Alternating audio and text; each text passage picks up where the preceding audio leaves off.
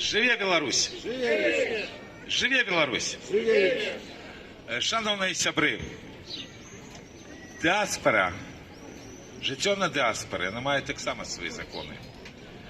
То, що в Білорусі катастрофа, то, що в Білорусі вже 4 роки терор і репресії, сюди криху долітає.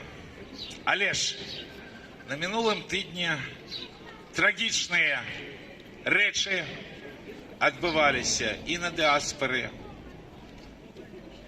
не тільки в Білорусі. Трагічні речі відбуваються в Україні.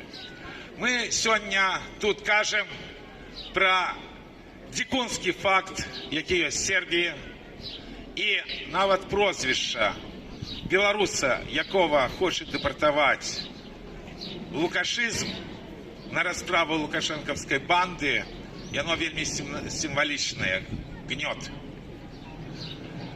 Але ж в той же день на свободі була інформація об том, що муж-італіянець забив білоруську Галину Свириденко, у которой засталося 2 маленьких детей.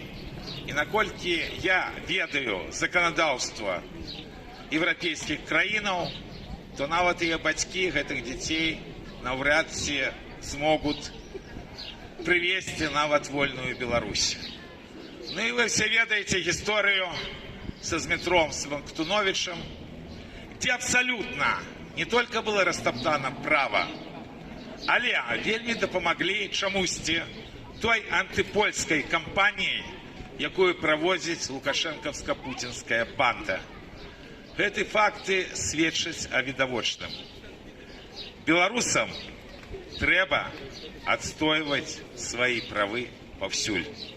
Нават наш страшны час, час войнаў, час, калі, як шагрэневая скура, скукоживаются правы асобаў і народаў. На гэтым тыдні адбылася яшчэ одна жахлівая, несправедливая трагедия. 10 чэрвеня под Ваўчанском был забиты Микола Каханівскі, один з лидеров националистов, один из реальных героев Майдана Революции Годности, человек-легенда, человек, який вельмі шмат што зрабіў для свайго народа і для сваёй краіны. Я его вельмі добра ведаў. В 2011 годзе, калі в Беларусі было таксама страшна, але ж не так катастрафічна і безнадзейна, як сёння, в Киеве праводзілі мы тыдзень солідарнасці з Беларусью. И 19 снежня 2011 года на первую годовину брутальной зачистки площади мы разом с Миколом Каханівскім выступали с Майдана Незалежности. Микола не первый с Майдана, кого я вельмі добра ведаў и который забиты на этой войне. Потому что Майдан – это еще и людскость. И людскость зараз знішаюць.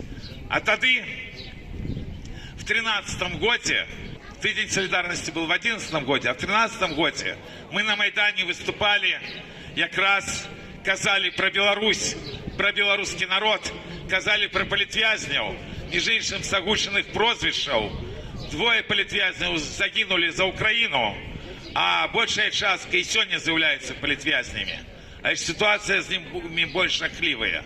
А в 11 году Микола Каханівскі, координатор комитета вызволения палітвязняў, подписал партнерское погоднение с наместником старшыні руха солидарности разом Олесем Макаевым.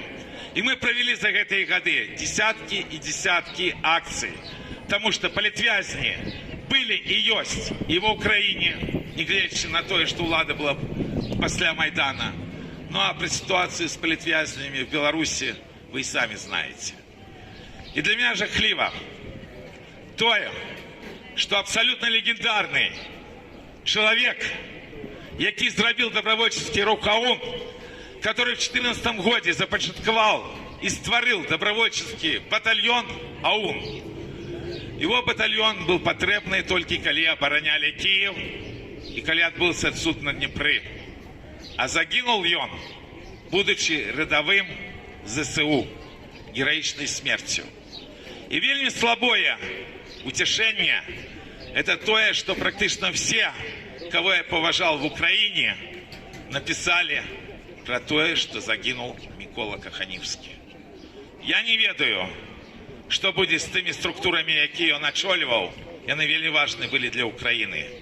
Я не ведаю, что будет далей.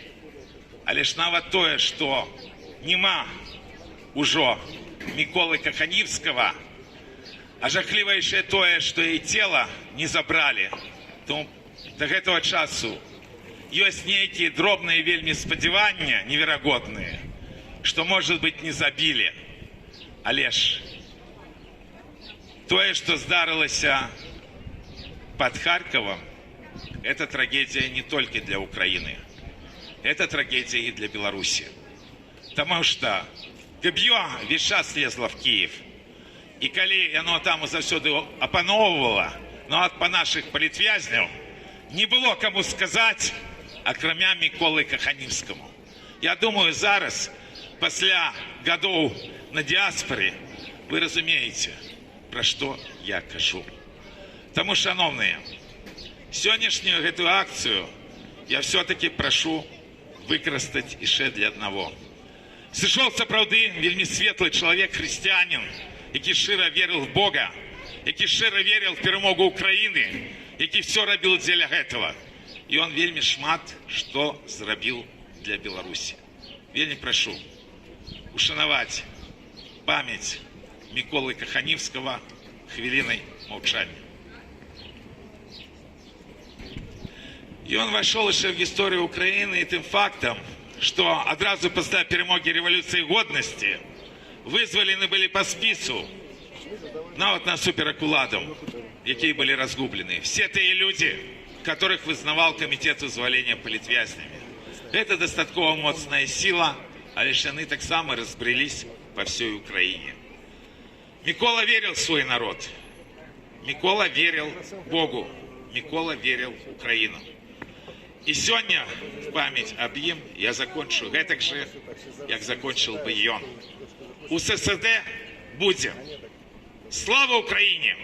Героям слава! Слава нации! Смерть врагам! Слава нации! Смерть врагам! Слава нации! Смерть врагам! Живе Беларусь!